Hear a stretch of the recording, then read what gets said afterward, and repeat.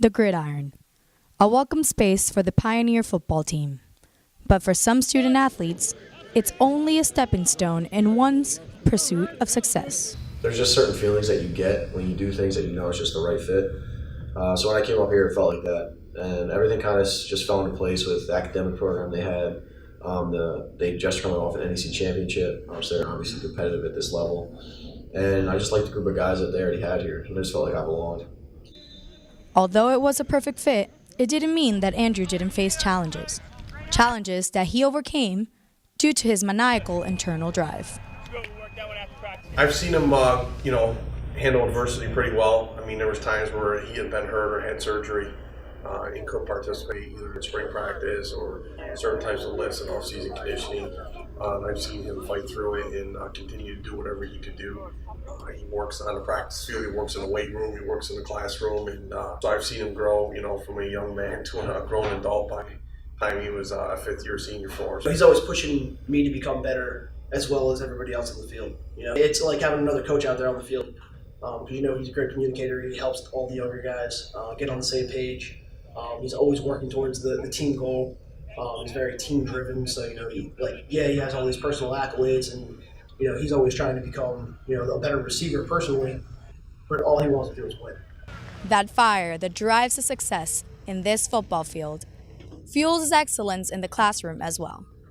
He's an exceptional student in that he seems to pick up on things very quickly.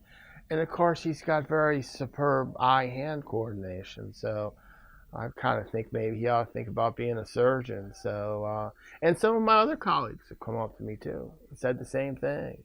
They said, "Who's this Andrew O'Neill?" They've noticed that he's a very good student too. He knows he doesn't have to do this. He knows, there's a lot of people out there that don't want to have to do the work that he's doing. But he's excelling at it because he has a drive within him that pushes him to be he wants to help people. He's becoming a physician's assistant. How many people could really say that they want to stay in school and do that and have that be their career goal and actually stick to their goals? Being on the football team is a full-time job.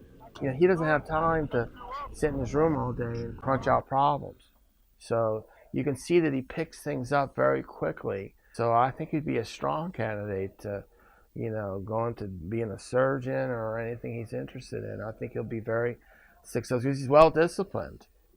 Companies and med schools and physician schools, they tend to like student athletes because they know that they're disciplined.